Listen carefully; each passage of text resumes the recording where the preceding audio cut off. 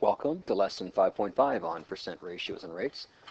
And now we're going to go away from percentages a little bit and work more with ratios. Now, it says here the students will use models and diagrams to investigate ratios. And if you look on the textbook on page 264, you will find that they have this particular set of signs. Advertisers often use numbers to convince people that their product is more popular than other people's products. If you look at the top two advertisements, which of the following do you think is more popular? 2 out of 3 people preferred Super Popper popcorn. Do you think this one here? Oops, sorry, that wasn't on my. Do you think this one here is better? Or do you think this one is better in terms of popularity? Well, in fact, if you take a look at those two, they are the same. All right, 2 out of 3, if you convert them both to a percent, 2 divided by 3 is equal to 0.66, and it goes on. Now, if you go and take a look at the other one here, 7,036 divided by 10,554 equals 0.666. So what happens here is that 2/3, the ratio of 2 out of every 3 people, is exactly the same as the ratio of 7,036 out of 10,554. These two ratios are equal. And we found that by converting both of them to decimals. All right, turn your page. Now, why do you think people selling popcorn would choose that method? Well, this is kind of an opinion question. Out of two, people kind of think maybe that if you're advertising, if they went back here and they actually measured 7,000 people out of 10,554, that's a more honest thing than 2 out of 3. Because for 2 out of 3, you don't get any information on how many they actually asked. They could have gone to 3 people and asked 3 people, and these 2 people like this one, and this one didn't, right? But over here on this other one, 7,000, it's very clear that they asked 7,036 people out of 10,554. So this one is more of an exact amount, and this one here is what we call an approximation. Okay, so this is not an exact number. This one is. So going back over here, why do you think people chose that method? Well, this is your opinion. Okay, how many people do you think were surveyed in this advertisement? Well, for the 2 out of 3, you have no way of knowing.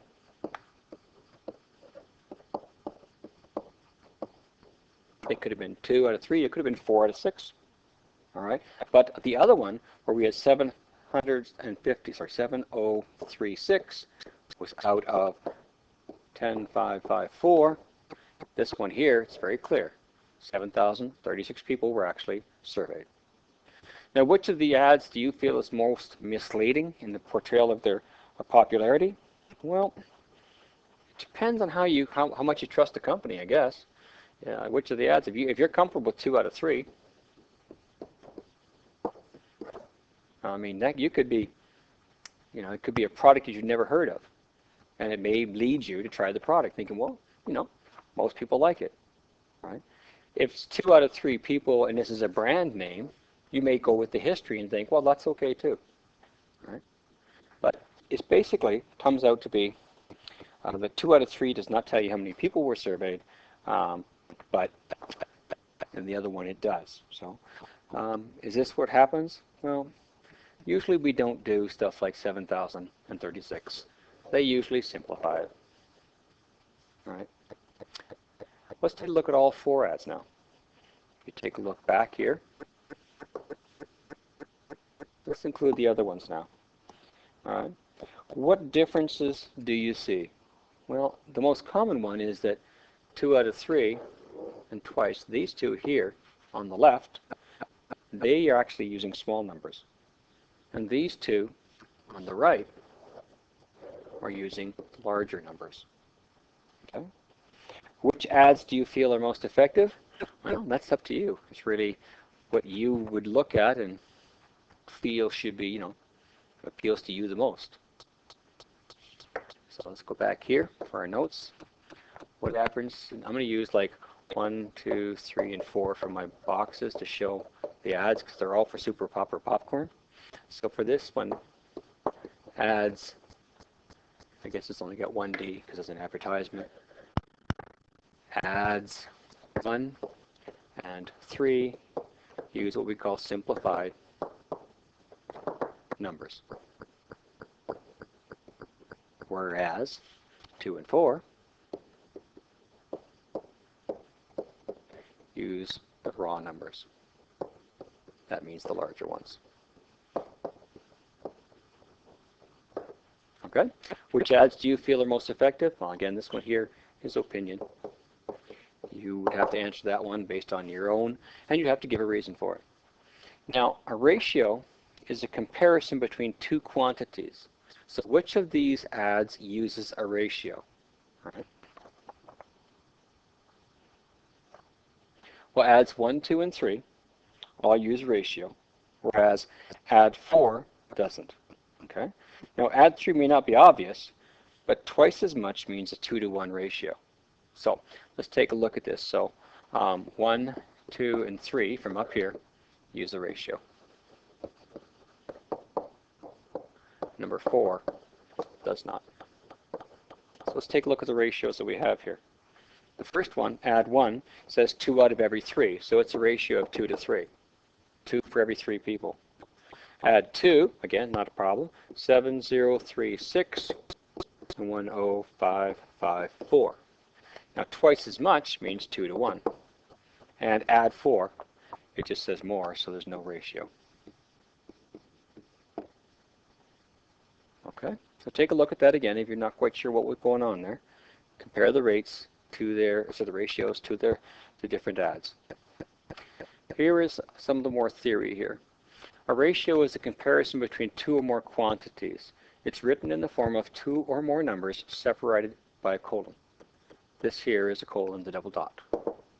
Right? So 2 to 3 is a ratio. In words, it's spoken as 2 to 3, and they can be written down in fraction form as 2 over 3.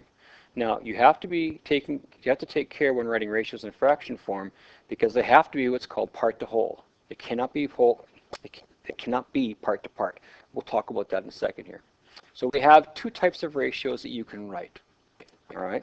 The first ratio is what we call part to whole, and that is where you are going to take and compare part of a set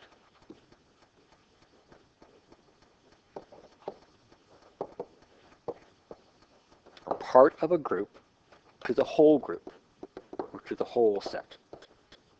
All right. Now, part to part takes one part, compares one part of a set to another part of a set.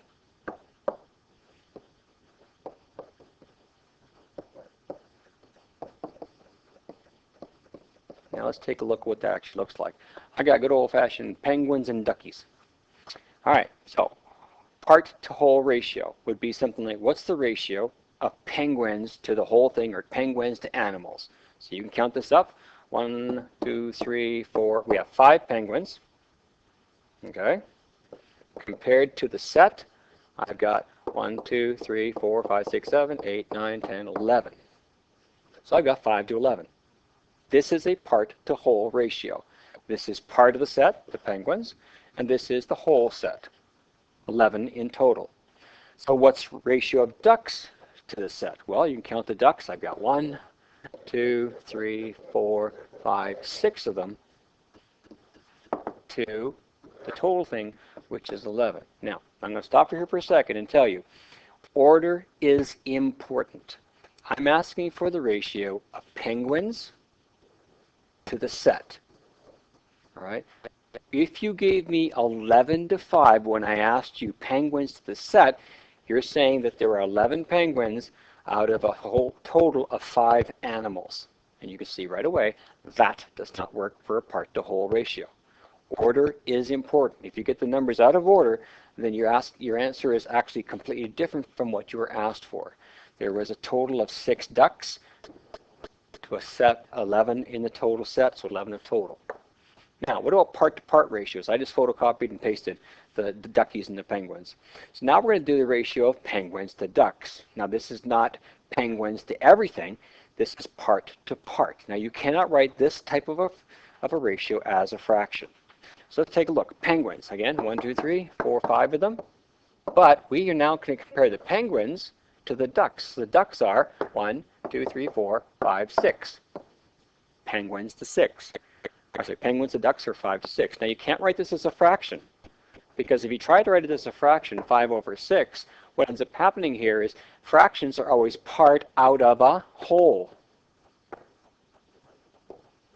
Remember boxes and stuff like this? When we shaded in boxes, this is one part out of the whole thing, right?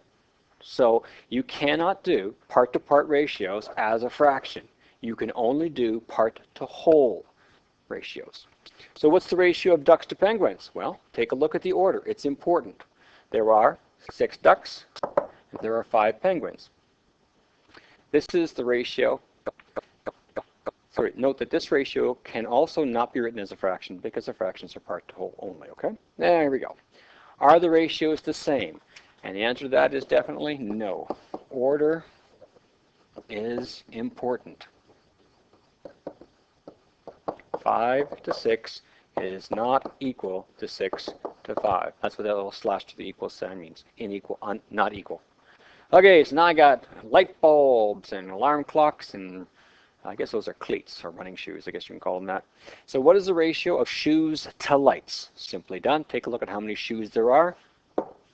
2 of them. Now, what is the ratio of lights, or the number of lights? 1, 2, 3, 4 lights. All right. Is there another way to write this? Yes, you can actually reduce this. This will divide by 2, and this will divide by 2. 2 divided by 2 is 1. 4 divided by 2 is 2. And we're going to go and look at this a little bit later. So I want you to finish it off. What is the ratio of shoes to clocks? And then reduce that.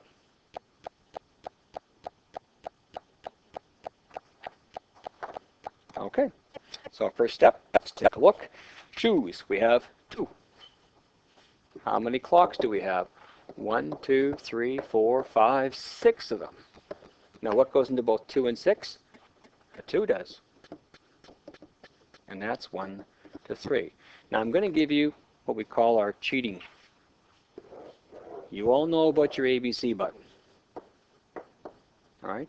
As long as you think about it and know that it can't be written as a fraction, you could temporarily treat it as a fraction to get your reducing using your ABC button, right? But you can't write your answer down like this. That's not allowed. But you could take this and put it back like that, 1 to 3. So this is just a way to manipulate things temporarily for you to get the answer. So use your ABC button to reduce your fraction. Now it only works when the numerator is less than the denominator. So if you had a ratio like a 2 to 4, or 4 to 2, and you put this into the calculator with an ABC button, it's going to come out as a 2, right? That's not going to help you. But if you put it in as a 2 to 4, knowing the order, you'll get your 1/2, and then you can take this and put it back there.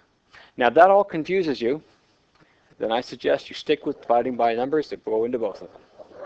Okay? Next page. Now, can you write this as a fraction? The answer to that is no, it's part to part. You may be able to take the fraction, the ratio, and use it in your ABC calculator for manipulation, but you cannot write it down as that. What is the ratio of shoes to clocks to lights? Now, this is a triple ratio, and yes, you can have this.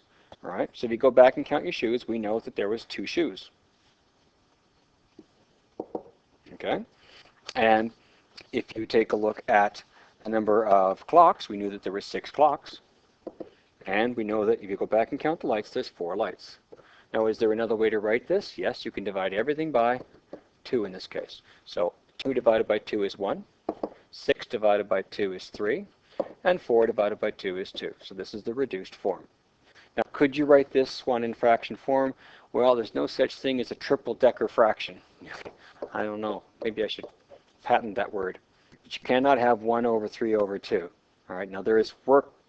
You can start doing weird things with that, but you can't write it down as a ratio. So the answer here is no.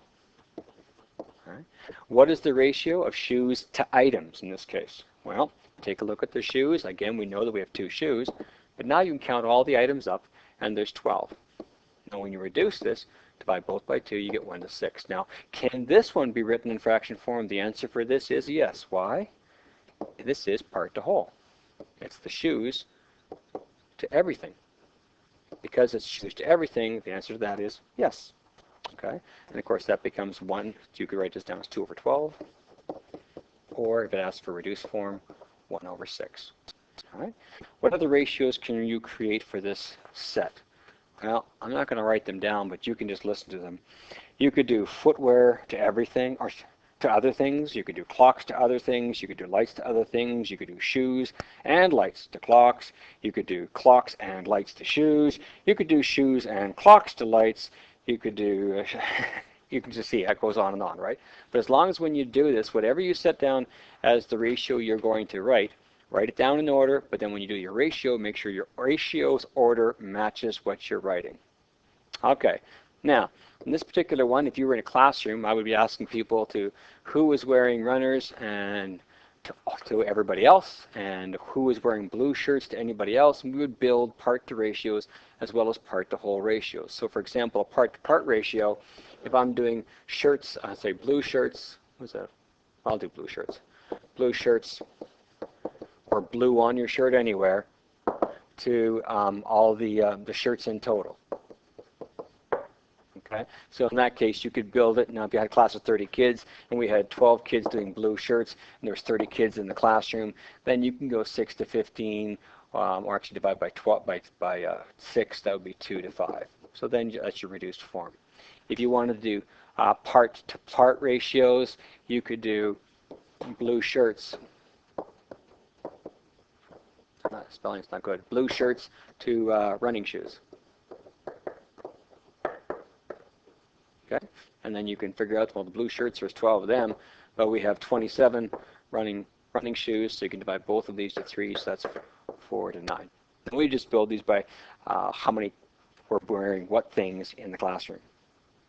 Okay, now, what I want you to do is write each part to whole ratio as a fraction, and I want you to reduce it. So pause the recording and do that right now, please. All right, well, easiest way, 3 over 12, and reduce it. Now, it does not say show your work, so you could have just used your ABC button, and you'd get 1 over 4, but you would get it by dividing both of them by 3. 4 to 20 becomes 4 over 20, then you divide both by 4, and that will give you 1/5. And 18 to 27, that's 18 over 27, divide both by 9, and you get 2 over 3, and they are equal. Now, I want you to write the following part.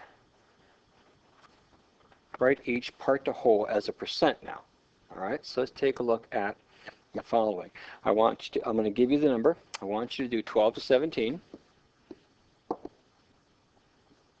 All right, I want you to take that part to whole. I want you to write it, part to whole, yeah, I want you to write that as a percent, please.